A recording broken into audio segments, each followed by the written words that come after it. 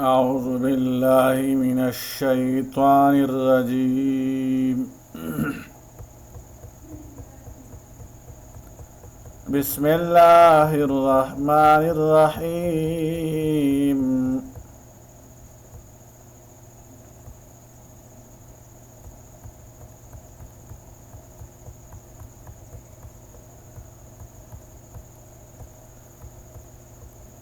ألف لام را كتاب أحكمت آياته ثم فصلت من لدن حكيم خبير۔ سورہ ہود کے مضامین سورہ یونس کے مضامین سے ملتے جلتے ہیں، البتہ سورہ یونس میں جن پیغمبروں کے واقعات مختصر بیان ہوئے تھے، اس صورت میں انہیں تفصیل سے بیان کیا گیا ہے۔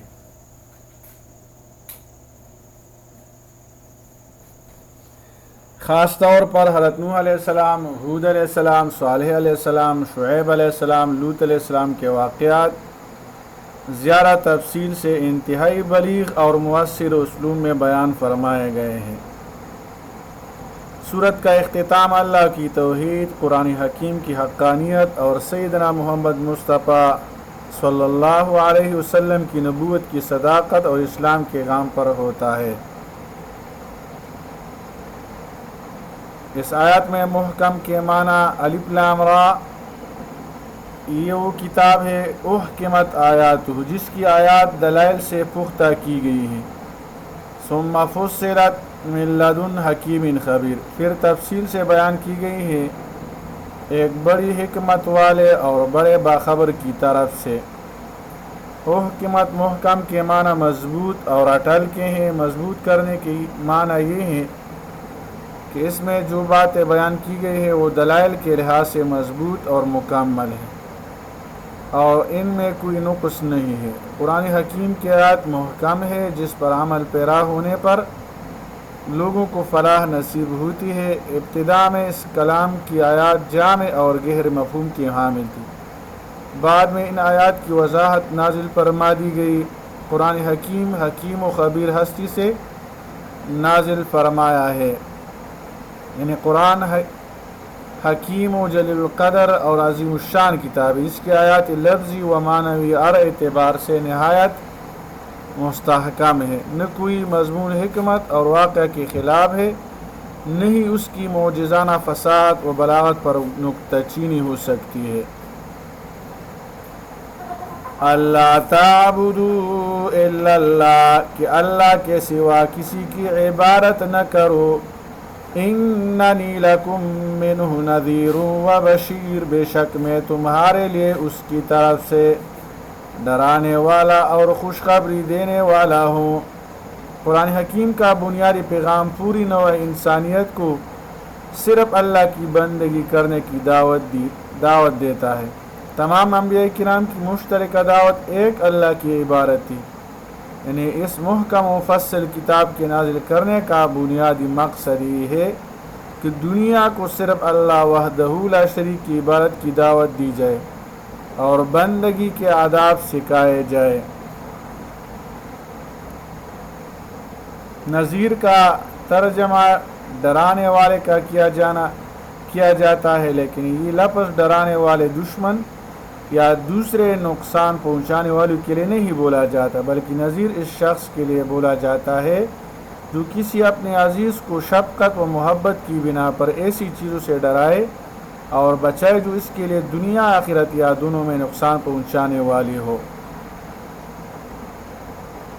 وَأَنِ اسْتَغْفِرُوا رَبَّكُمْ ثُمَّ تُوبُوا إِلَيْهِ يُمَتِّعْكُمْ مَتَاعًا حَسَنًا، اور ایک کہ تم اپنے رب سے مغفرت مانگو۔ ثم توبوا الیہ، پھر تم اس کے حضور توبہ کرو۔ یمتعکم متاعا حسنا الی اجل مسمى، وہ تمہیں اچھا سامان زندگی عطا فرمائے گا ایک وقت مقررہ تک۔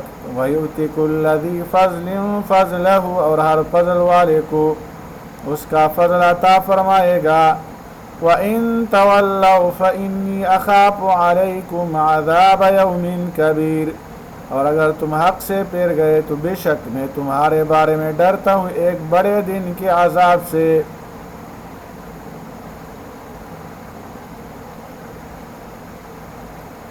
اس آیت میں استغفار اور توبہ کی ترغیب دی گئی ہے، ایسا کرنے والوں کو متاع حسن سے نوازا جائے گا۔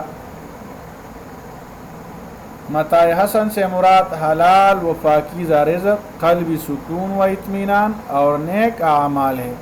چنانچہ نیک اعمال کی کثرت کرنے والوں کو اللہ اپنے فضل سے زیادہ عطا فرمائے گا، اور حق سے راست کرنے اور گناہوں کی بخشش نہ مانگنے والے بڑے عذاب میں مبتلا ہوں گے۔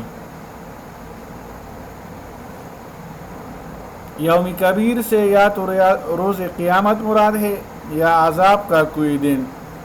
ماضی کے گناہوں پر ندامت، قلب کے ساتھ گناہوں سے روک جانا اور مستقبل میں نہ کرنے کا عزم، یہ توبہ ہے، جبکہ ماضی کے گناہوں کی معافی مانگنا استغفار ہے۔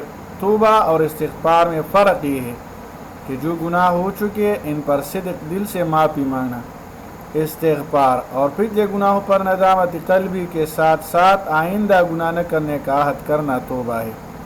گویا توبہ اصل منزل ہے، جبکہ توبہ کی طرف جانے والا راستہ استغفار ہے۔